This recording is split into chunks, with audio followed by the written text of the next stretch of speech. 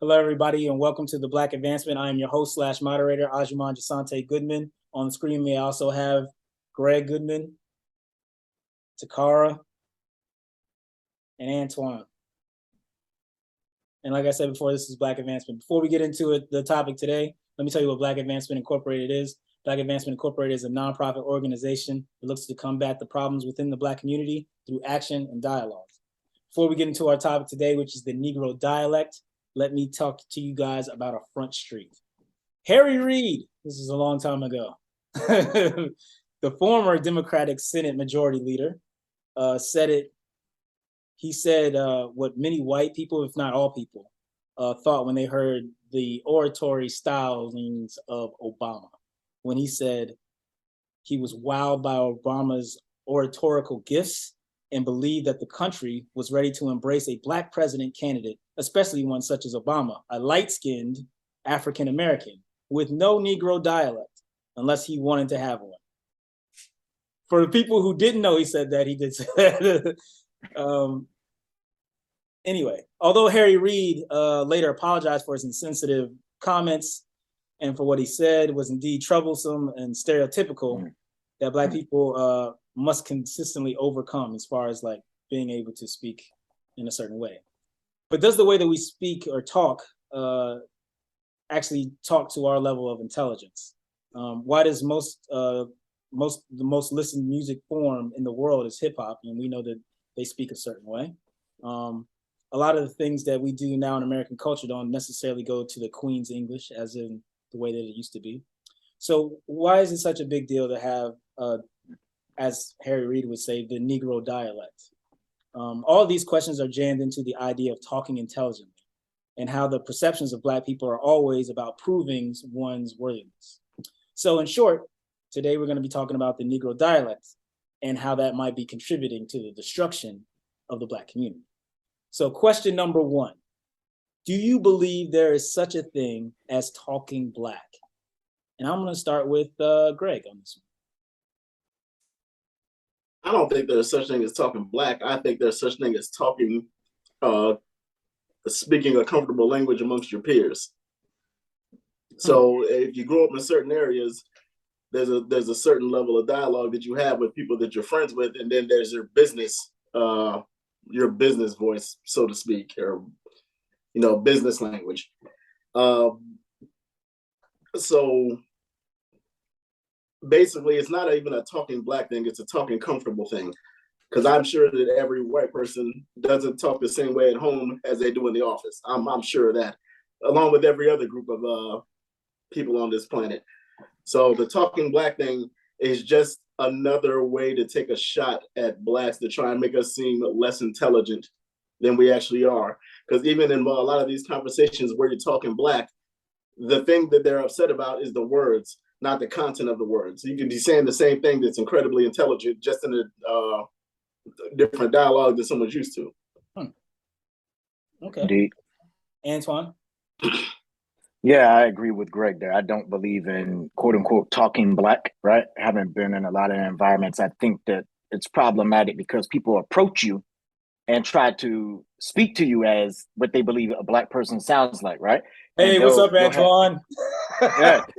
Yo, what up? What it do? And you're like, wait, what are you doing? Like, just speak the way you were speaking before, like right over there. Like, why did you approach me that way, right? And so I just think that it gives negative connotation. And I think that different than just being comfortable amongst your peers, I think wherever you're raised and whoever you're raised around, that kind of influences the way that you communicate, right? Oral and written. And so people come into your life and you're a Black person, their first thoughts is we have preconceived notions on how you communicate, right? And you can see it from the way a white person might try to shake your hand on down to the choice of words that they use when talking to you, right? And it just informs stereotypes to me more than anything. I believe also that you should speak however you feel comfortable in whatever environment that you're in, right? You can conduct business at the highest of levels with service with a smile, so to speak, being who you are without having to kind of shift into a different, dialect and or, way of sounding. So yeah, that's really my short-ended thought on that one. Takara. Sorry, I was muted. You're muted, I- Takara. I'm back now. I unmuted. So I actually think I disagree. I think there is a such thing as talking black. I think there is, I mean, okay, we can get into more technical terms as like code switching and things of that nature, right? Where you Sure. speak in, your particular, like you say, a certain dialect, depending on where you are, being a chameleon, basically, right? Like you can do that depending on the certain, the circumstances. But I think that's why we're talking about it, is that, they have coined proper English as, like you say, talking white, and that's the best way to talk, and that's how it works. But that's not really the case, but that's what society has conditioned all of us to think, right? Is that, oh, well, you speak a different way when you're more comfortable and all of this. But really we should really just say, like, people have different dialects. There should not be one above another, and there's a place for all of them, right? So for somebody, like, I mean, in my profession as a nurse practitioner, some patients need to hear things differently. So, when I'm talking to people who look like me, I might have to talk black, because otherwise they're gonna be like, what is she talking about? But it makes it where they can understand what I'm talking about, right? So I mean, I still have to keep a level of professionalism, because it's a patient provider relationship, but I still need to make things so that they can understand it. And in that way, that's another, again, like back to the idea of like being a chameleon, where I have to speak differently in different arenas. And I mean, I'm perfectly fine with code switching. I do it all the time. But I do think there's I just think historically there are, a different way of, I mean, there is like talking black, and white people have certainly culturally appropriated our language and made lots of money off of it. And I mean, it's cool. I mean, they just need to be honest about it. What we do is cool. Black people, we got swagger, we got flavor, we got rhythm. Like you say, hey is oftentimes better than hi, hello, good morning. Like, hey girl. Like, I mean, there's not just the way that we speak, but there's so much that they take from us. I mean, it's like, but then they want to, nobody, I mean, but then they like that supremacy. That's part of their privilege and supremacy. And, they want to be better than, so then they have to, kind of socialize everybody that all of those things are worse, right? All of these things are less than, they want to minimize what we do, but they love doing everything like us. So, I mean, yep, I be talking black like I just did. But Wow, I got. Can I ask a question? Go ahead, Antoine. So Takar, like, what? Just real shit. Like, what is talking black, right? What does that mean? Like, so I think it's all the summation of things to kind of make you, right? That's like unique to all of us. We just happen to be black, right? And we know that black people have been a culture, as you said. I don't disagree with that at all. But from a talking black standpoint, what does that mean? I guess broadly, like, I never understood when people say that. I know what they try to mean, but I don't understand because. Right, but there were also historically, right, where what we will do a lot of things where we speak in essentially like code, where even we know it's a code, right, where other people don't know what we're talking about, and then you can have subgroups of friends who talk in a different code. So I agree. I think really what it is just people speaking different dialects. What it is technically code switching. But I'm okay with them calling it like we talking black. I don't know. I'm just not some. I feel like that is what it is, because it's unique to us, and I'm okay with owning that, because like I say, they steal it all the time and want to talk like us.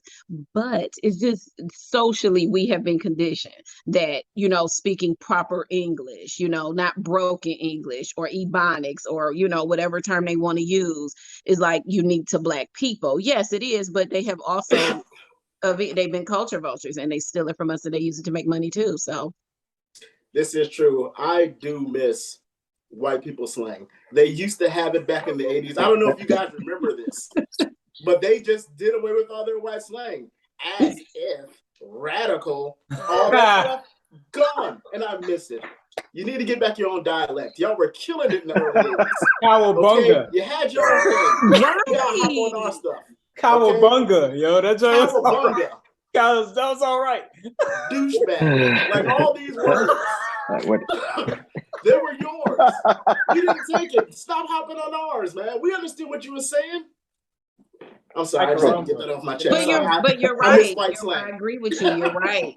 I forgot about that. Oh, Yeah. look, see, they erasing themselves and they mad But just see, like look, we did it. but here's the thing that makes it trying to be disrespectful. This is why I don't say that there's black talk, because nobody was like radical. Was white talk? No one was like, quit talking so No. white. Like, I mean, to other white people. It's Other not white people cool. like, quit talking so white. I mean, they said it was like like you know how Valley Girl, you know, Yeah. they There's did a super cult. Like I section said, it all. there was a dialogue that was used in the realm of surfers, just like there's a dialogue that's used in the realm of dudes that are hip hop. You know what I'm saying? That's why it's not black talk to me. This is hip hop talk. You know what I'm saying? And this It's is part cultural to me because it's a cultural thing. You know what I'm saying? Because like to you and to yeah, I mean, like to Carl's point, right? How they steal our shit. Like if you go to social media, a lot of white social media managers will take phrases that you hear from us and try to put it in like their spins and topical, matter, or their lead-ins, and you're like, wait, that's not how that's supposed to be used. So it's like exactly, they're like the 5 horsemen on the 5 heartbeats. It is just ridiculous. Oh, whoa. Right. Whoa. You know what, man? Let's got no money. No, I'm not gonna let you do it. I'm not gonna let you do it. Yo, let's go to the website. No fancy car. Nope, not gonna let you do it. Guy on the couch, man. Guy on the couch, what you got, man? Jack. All right, question number 1. Do you believe there's a such thing as talking black? Greater than 3/5 says, I do not necessarily think that there's a such thing as talking black, but society does. From what it looks like, society's definition of talking black ranges from broken English to elaborate slang, which I interpret as them labeling black people as either uneducated or too cool for school. Either way, it is now viewed upon favorably by the segment of society that controls the narrative on what is considered to be good and proper. Back to you. Thanks, guy on the couch. Like the idea of that, right? What society thinks and how this plays a role in society. They actually, they'll have a probably there's questions that kind of address that later on in the show. But from the standpoint of how you feel when using this language, so to speak, in broader society, do you feel that you get judged when you use it? Do you care? I don't care. And I that's don't the get show, it. folks. Thanks a lot. Yeah, I don't care one bit at all. Okay. Because basically the reason why I don't give half a shit is because they've judged me before I've even opened my mouth anyway. So I might as well be comfortable in my own skin. And that's me. I feel like any room that I go in, work, set, it don't matter. I got to be me, right? Because the minute, and I've tried it before where I tried not to be me, right? When I had that little pinch of time, it fucks with you. Like your brain is like, why are you trying? It doesn't mix, right? And so you end up coming out disjointed. Your approach, your walk, your conversation, everything is off. Whereas if I'm just me, right? They can accept it or they can like it or love it, basically. I'm not going to change that. And 10 times out of 9, they adapt and they adjust to it, Now we know it's more popular now for people to kind of co-opt the way that Black people sound, the slang and everything with that. But at the end of the day, I'm not doing it for you, meaning the person, the unintended audience. I'm doing it for me, because it's what I'm accustomed to. It's how I grew up and it's how I live. So it's just one of those things where I stopped caring a long time ago about the way people view it, even if they have ill intention on their vantage point, and just look at it from a perspective of, am I comfortable? And as long as I'm comfortable, then, it's going down that same way. Gotcha. Well, I guess I would say, no, well, I definitely don't care, what people think. I mean, like which, how I'm going to talk, what I'm going to say. But I am somebody who believes overall that there is a time and a place for everything. And, like I say, I use whatever dialect I think I need at the time. That's who I am. I don't think it takes away, detracts from my realness or my Blackness or, because if it's, if I need to get you together using SAT words, I will do that. I have the capacity to do all of the above. I will, I can read with the best of them. We can do the dozens. We can do Ebonics. I mean, I can do it all. So I feel like, I mean, I don't know. I'm very confident in my ability to code switch, and I'll get you together either way. So don't matter to me. Like I said, for me, it doesn't matter. I don't talk super slangy as is. You know what I'm saying? I'm a grown man, so I don't talk super slangy regardless. You know what I'm saying? Yeah, you know why? Because I say, you know what I'm saying. Yeah, I know what you're saying. What am I supposed to say? Do you understand what I'm saying, sir? Look, man, there's no need. I'm not going to go through all that. Let's just get to the point. You know what I'm saying. You know what I'm saying. Anyway, go ahead. But point being is, I don't talk outrageously slangy anyway. The way I talk to you is the way I talk to everybody. You know what I'm saying? So it just is what it is. Now it'd be different if it was like if I was speaking like one of the hot boys and this was the year 2000, then you might want to tone it back a little bit because people ain't gonna understand everything you're saying. So but I don't speak that way anyway. Let me ask you, when is it too much? Do you think that's too much? No, I don't think it's too much at all. I'm just saying for other people to understand your point, you're gonna have to use words that they understand. Now, if the slang is too deep for them, then you're gonna have to explain your slang. That's all I'm saying. Okay. I'm not saying you need to switch up the slang. I'm saying if someone doesn't understand what you're saying, then what's the point of talking to them? So there's a fine line between you can be yourself, but when people look at you like they don't know what you're talking about, you have to explain yourself. That's interesting. Yeah, I don't think there's I don't think there's an issue there's too much slang, but I think the thing that probably bothers me the most about anybody when you sound educated is when you mispronunciation or you're not enunciating well. That is probably the bigger issue for me. So if you're going around saying stuff liked it, I'm kind of, there's no place for like that. I don't care whose dialect you're speaking in. Like that ain't a word. Yeah, but that's not slang. That's ignorance. That's a difference. You know what, man? That is 100% Herschel Walker's talk, and I won't have it on. Jesus. Wow. Hey, wait a minute. Yeah, wait a minute, I mean, Jack. So that's what I mean by, so for me is if things are not, if things are, if it's more of a mispronunciation or just not, just you don't know how to pronounce like that, enunciate or mispronounce that is probably my bigger issue. I mean, even sometimes, I don't know, subject word. I mean, we can get into nitty-gritty stuff, but the bigger thing for me would be probably the mispronunciation type stuff. I said I'd rather somebody use their slang words than use big words that they don't understand and sound stupid. Right. That's what I'm saying. There's a level of intelligence that goes along with the slang words. But if you're trying to use a bunch of words that you don't even understand to try and impress some people, you're just gonna come off looking stupider than if you just spoke your regular talk. Shout out to Keith Murray. I would like to take this opportunity to plug the website, which is www.blackadvancement.com. There, when you're on there, you can go to our research section where we do research for topics such as this one. You can also look at the topic section, and you can also suggest some. That's why it's there. There's the event section where you basically can see the different things that we have going on within the organization. And then there's the in history section, which is, although only one strong, it's one deep, and it's great. So with all that being said, we'll go on to our second question of the day, which I will first direct towards Antoine. Antoine, do you believe talking Black is a hindrance for Black students?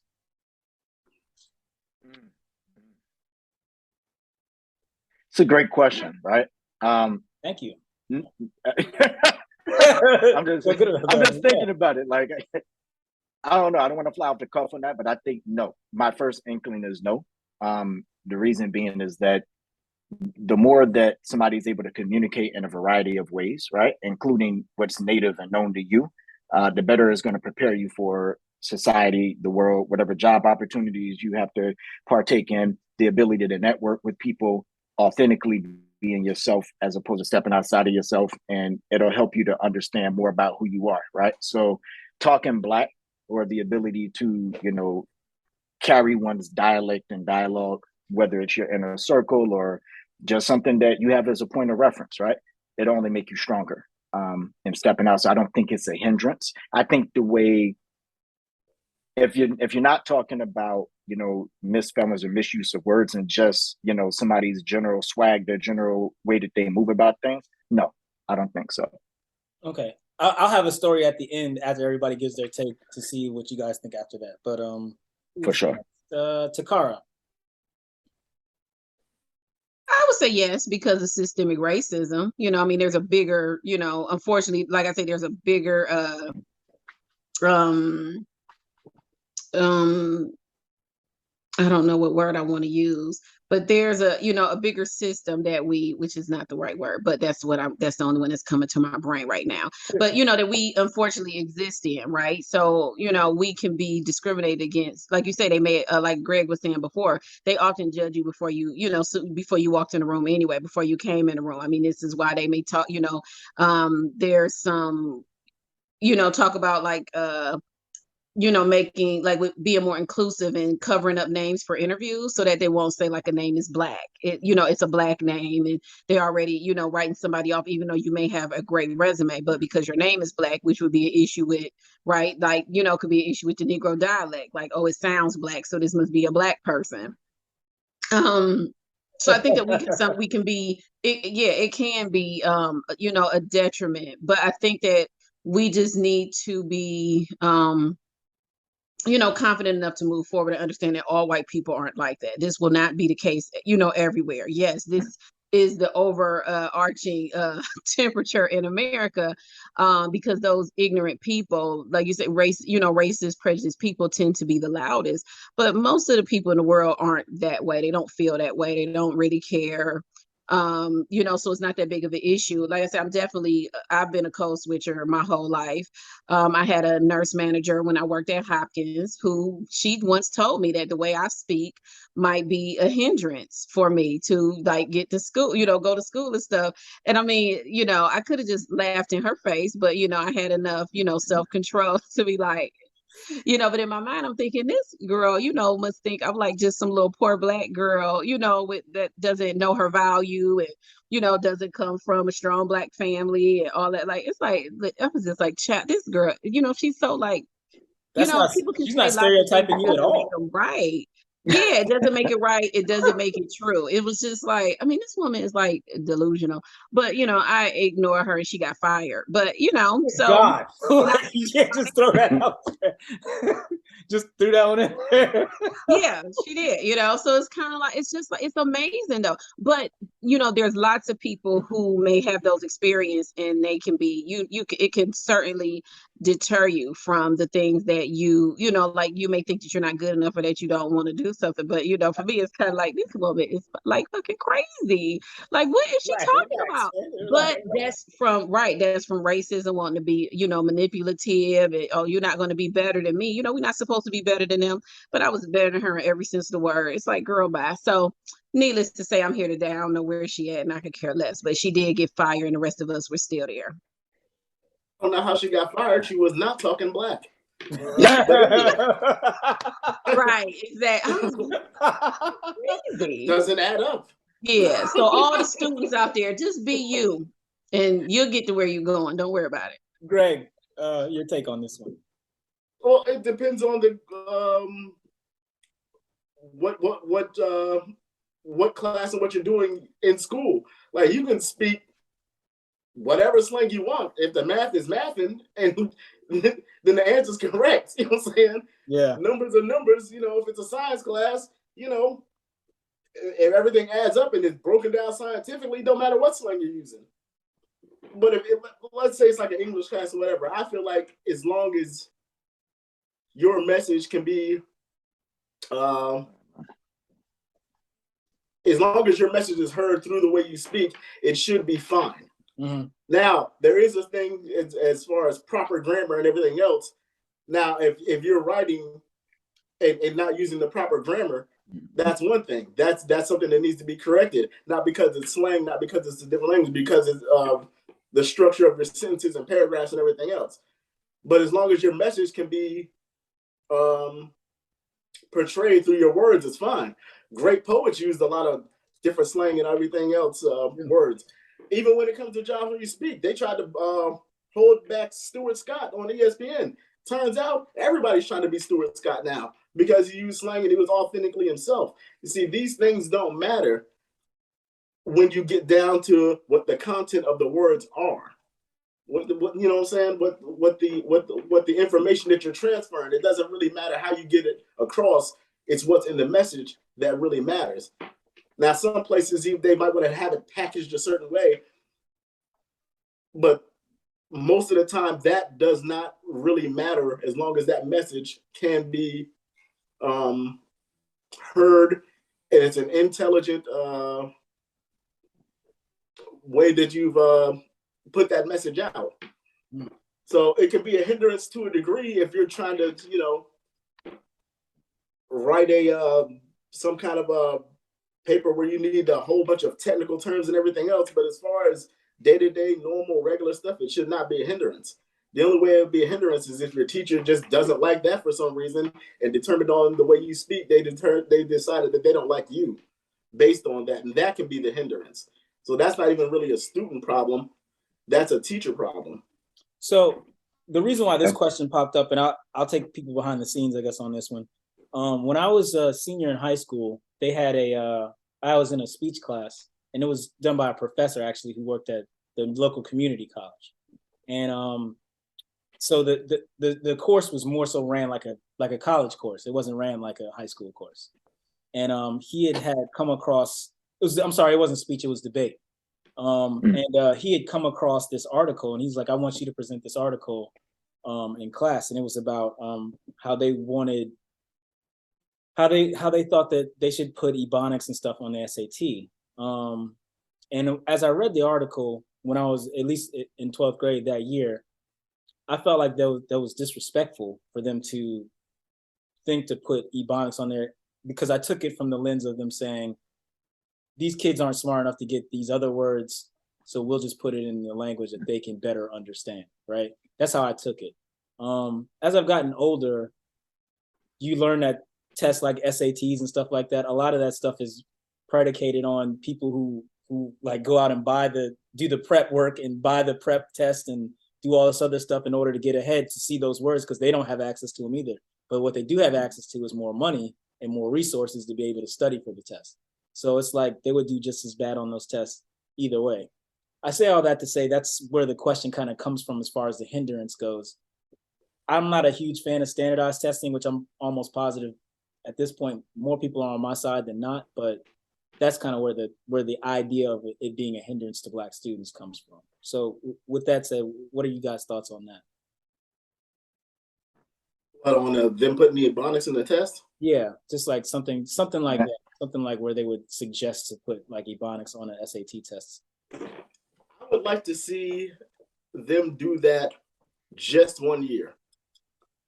Just use the Ebonics just to see. I'd like to see them do that just for 1 year to see if anybody's test scores improve and anyone's test scores lower. You know what I'm saying? That would be interesting. Like if you do that for 1 year and all of a sudden Black students grades, or not grades, what score, I guess. Yeah.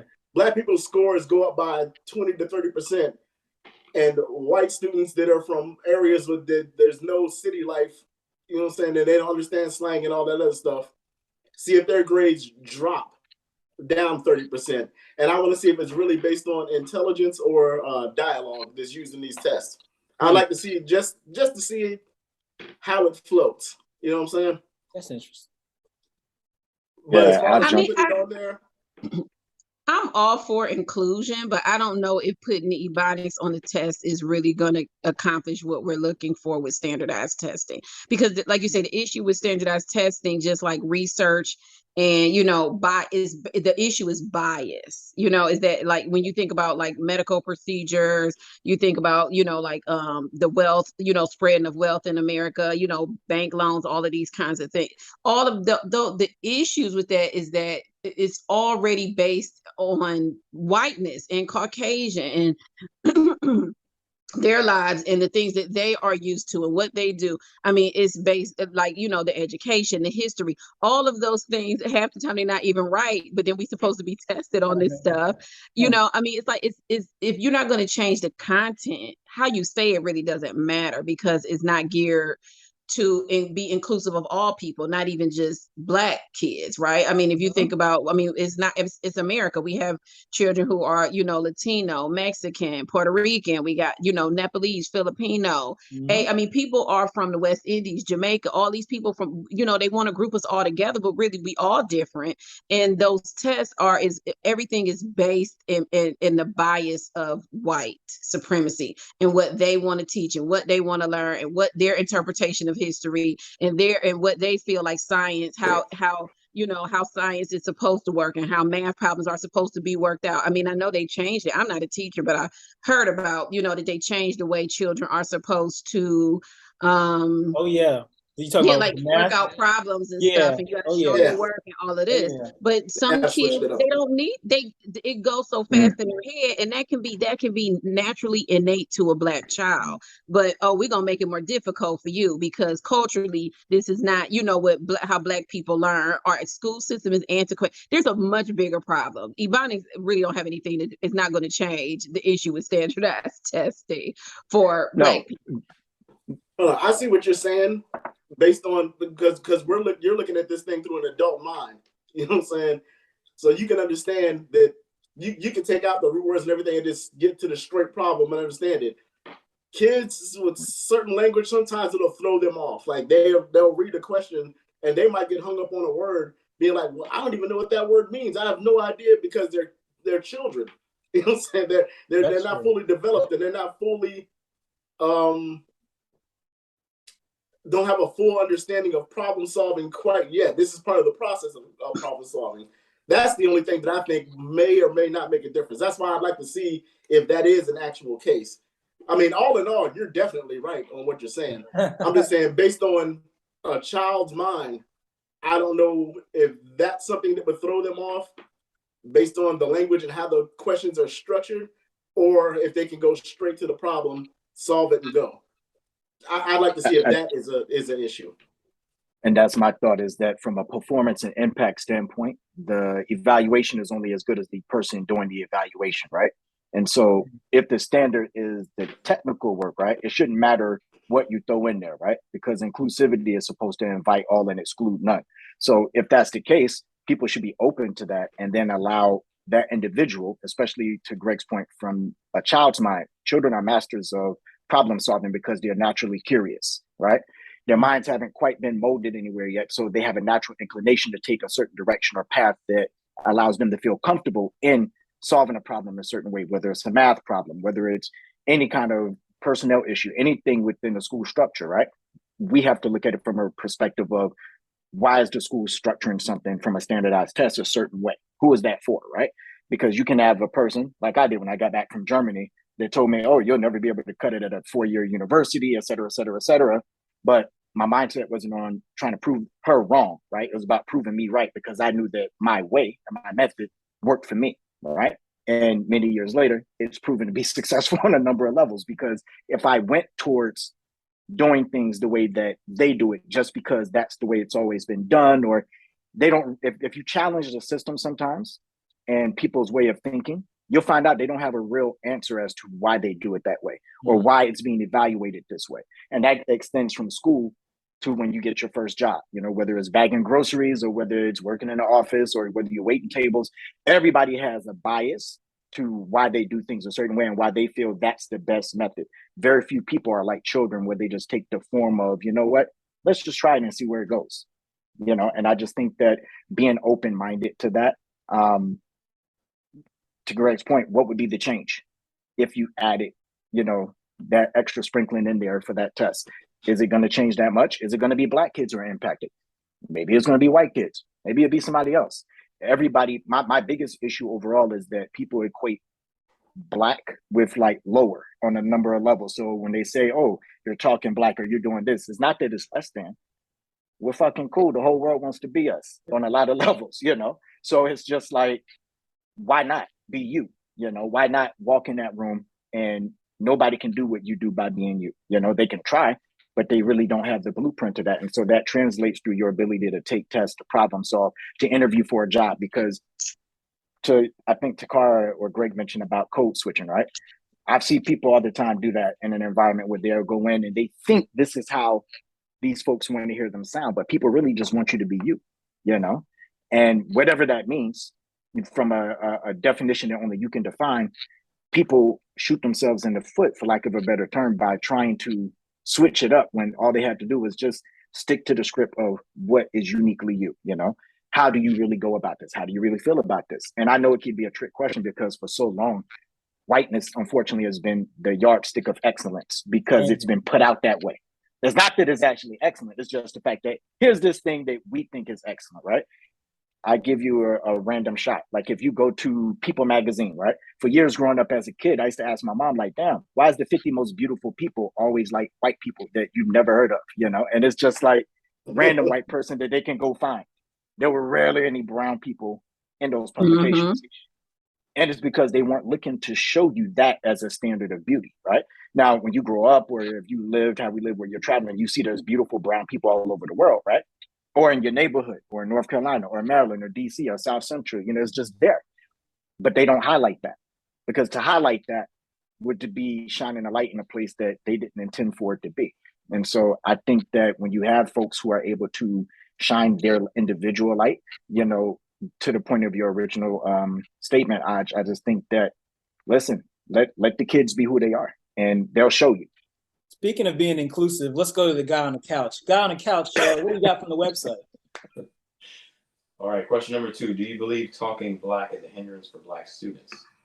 Junior says, I think not speaking proper English or words that aren't universally identifiable hinder Black students. Similar to writing, you can speak one way, but when writing, you can't use words like cause instead of because. It changes the meaning and can alter what messages you're trying to get across. I believe where you're from and where you are creates the hindrance. For example, if you're from the South and living North looking for employment, they may believe that you're slow or not intelligent. The opposite is also true. A Northerner can be viewed as rude and aggressive in the South. People's biases towards folks they aren't familiar with hinder them more than how they talk. Back to you.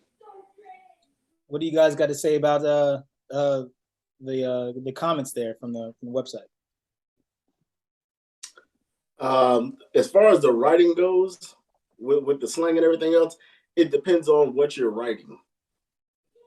Like if you're gonna write a book based on certain places and certain things, there's certain dialogues that need to be used.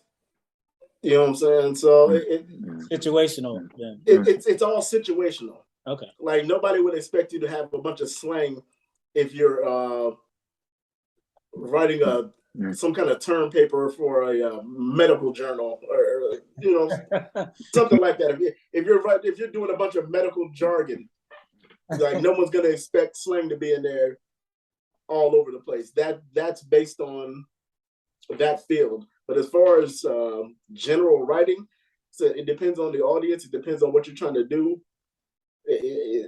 There's a lot of different factors involved with these things. Even in work emails, and there can be some slang in there. They'll know what you're talking about. As long as it's not like anything official that they're trying to put out somewhere, it really doesn't matter. Facts. Like I remember being at Hampton and like, you know, August Wilson, one of my favorite playwrights, you know, and people don't understand why I liked it so much. And I was taking some of my classmates through it one day after a rehearsal that the dialogue is authentic to where he was from in Pittsburgh, or these group of folks from this very specific area of the South, and the dialect was necessary there, right? Mm-hmm. But to Greg's point, if I was an English student presenting, you know, a certain kind of thing, you're not going to write that way, right? You're not going to cut off certain things and use an IN or whatever. But for a show, it works because it helps you to easily get immersed in that environment. Now, could it do the same for a term paper? Yes, but you have to kind of use good judgment to know how necessary is it? Are you trying to pull the reader in? Who's the audience for said thing? But I think your written skills is only as good as your ability to communicate orally, because what happens is any of us can pick up a thesaurus or a dictionary or anything. It's just a matter of what do you want your impact to be when you put this information out, you know? So no matter what it is, it could be a column in a paper, it could be any of that, you know? I was looking at some stuff I did as a staff writer, and I was like, damn, I wrote that? I was like, oh shit. And I realized I went back to the time of why I wrote it that way, and why it impacted the way that it did. So it depends, but it was good. It was a good point. Takara, before we get into the next plug, do you got anything? I mean, I think I agree. I mean, which I was saying earlier about, I mean, I just think that unfortunately we in our society where, a lot of things have to be done the white or right way, right? Yeah. And I mean, I think, I don't know, I've just kind of, and for me, I was always aware of it, but I just looked at it as it was a means to an end. Like, if I'm gonna go to this white institution and get this degree, I mean, I gotta, play by their rules and stuff. And, there's been times where they tried to use stuff against me, but whatever, I read the handbook. I ain't no idiot. So, I feel, I'm like, okay, y'all want to do it that way, we'll do it that way. And I mean, here I am today, successful in my career, money in the bank, life is good for me, and, I'm just like, so I code switch and just do, whatever. I mean, it has worked out for me. But I mean, I would agree. I think that, like I said, it's just there's a bigger, I mean, I think that the website, their comment just speaks again to that bigger issue of being in this kind of white system where, I mean, unfortunately, what they say goes. Yeah, I get what you're saying, but it's upsetting. Because I agree. Because when we do it, it's ghetto, right? Like when we do it, it's ghetto. But when they do it, it's cool. It makes them money. They get rich on social media. All of that is like great. I mean, like I say, they culture vultures. They steal, I don't know what everything. you're talking about. Everybody gets beads when they go to Jamaica, okay? Everybody. Right? Well, all I'm saying is, like, if you can find a white person that can do black stuff, they're considered amazing. But we're expected to do white stuff and that just be it. You know what I'm saying? Right. And do it three times, better than them and all that, all that kind of mess, which we have perpetuated ourselves among, in the Black community to get ahead. But I mean, it's like you say, but the issue is that we in a society where that's how, they kind of created them. But again, this is why they got to keep up, the farce of white supremacy, because I mean, like you say, we better than them, we cooler than them, we stronger than them. I mean, like we do everything better. So they just have to continue, keep up this whole facade that we are, less than and minimize us, because it's like, hold on, now we can't lose our supremacy now. I mean, they don't want to lose those things, they don't want to become a minority, but that's too late. That's already on this way. Yeah, it's coming. Like you say, these younger folks is like, listen, we ain't got time for this. They don't even want to subscribe to their own whiteness. They like, listen, we tired of this. They tired. Subscribing, you guys can go to www.blackadvancement.com where you can get into a bunch of things, where you can see our debates, which are on YouTube, debates such as this one and others that we'll mention later on in plug 3. There's also recommended websites where you can go there and look at other Black-owned businesses and their merchandise and things of that nature. One I'd like to highlight today, KNMA Brand Company. Shout out to you, Kwame. I know who you are. I know you're watching. Anyway, another thing that we do is Books of the Month. The book of the month that I want to highlight for this particular section is The Sum of Us, What Racism Costs Everyone, and How We Can Propose How We Can Prosper Together by Heather McGee. It's a really good book, actually. You guys, if you get a chance to, you can read it.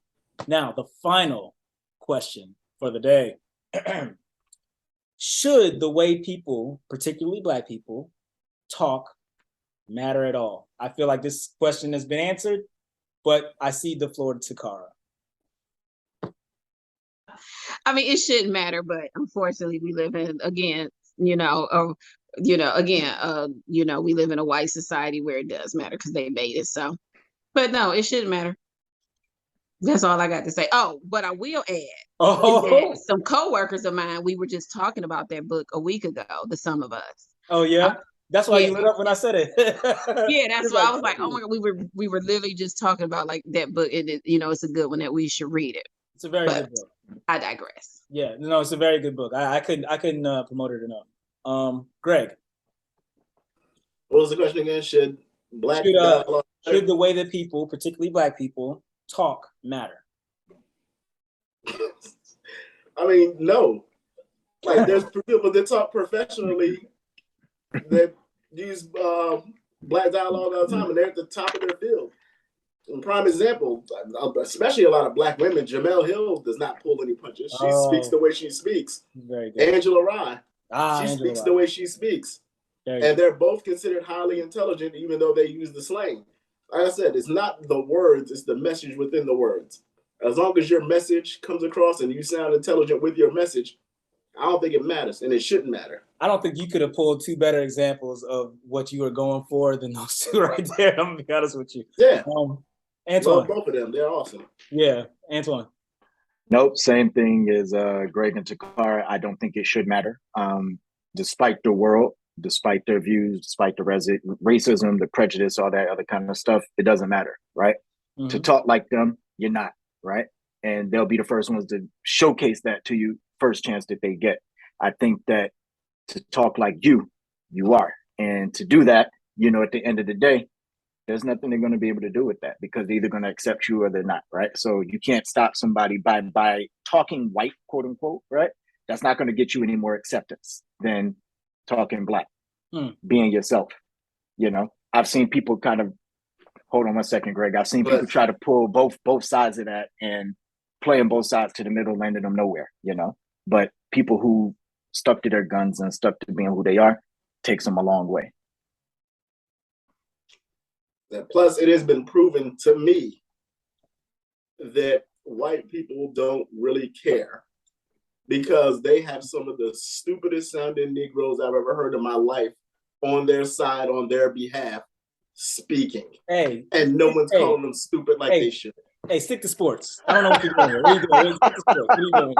All I'm saying is, Herschel Walker is a disgrace. And he should be held as a dummy on everyone's. I don't care what color you are. You hear that, man? You say dumb. But white people are cheering this dummy on to become senator, Congress, whatever. It doesn't matter. No, it's a senator. I would not hire that dude to run my slushy machine at 7-Eleven. Good God. Okay? So, but that's an excellent example. It doesn't matter the words that you're using. It's the message that's in it. And they apparently enjoy his message. Well, Greg, it's not even just what he says. Like he just got in a fight. But go ahead. It's not even just his words. It's just oftentimes what he said. Like you said, it doesn't even make sense. It's a logical thought to begin with. So it's like it don't matter how you say it. It's like stupid. What are y'all talking about? Everybody knows that China's getting our good air, and that Let's just go to the website. Guy on the couch. What you got, man? All right. Question number 3: should the way people, particularly black people, talk matter? Rob says no, it shouldn't matter, and to more open-minded and educated people, it doesn't. But the fact is that the people in the rarefied air are typically older and have years of biases that they are probably not going to be able to overcome. But once you come to that understanding, you may be able to work around it and still find success. Back to you. From Rob's comments on the website, shout out to Rob. Just based off of what he said, it's a lot of what I've heard similarly from all of you guys. But I mean, if you guys want to just keep going about the Herschel Walker part, I mean, that's which I don't want to do that. No, we don't want to talk about him no matter. Like I said, he is the worst example that I've ever seen in my life of us. And that's our show, folks. We'd like to thank everybody for watching. Before we go, let me go ahead and plug the website one more time, which is www.blackadvancement.com.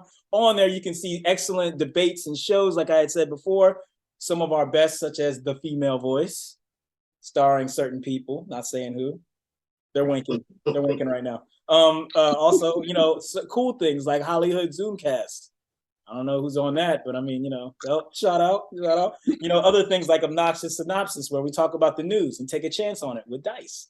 And last but not least, The Beautiful Struggle, where we talk about these issues and try to gear these discussions towards more solutions, which is what the Black Advancement is all about. You can also check out our donations page, which is cool, not because you can donate, but more also because you can see how the organization spends their money, which in these fraud-laden streets is probably a good idea for other websites, for other nonprofits to do the same. And you can also learn a little bit about Black people you didn't know that you should know. One of them that I highly suggest is Ann Julia Cooper. Very great educator. If you guys don't know about her, you should go to the website and check it out. really good background story on that. She lived to be like 104, and she was just magnificent woman. Went to Oberlin College up in Ohio before you even knew that Black women were allowed in college. So no, I digress from that. Y'all read about it and see the rest of it. And last but not least, the reason why the organization exists: solutions to combat the problems within the Black community. You can see some of the list of ones that we have on our website that we are working on currently. And with all that being said, folks, we'd like to thank you for watching.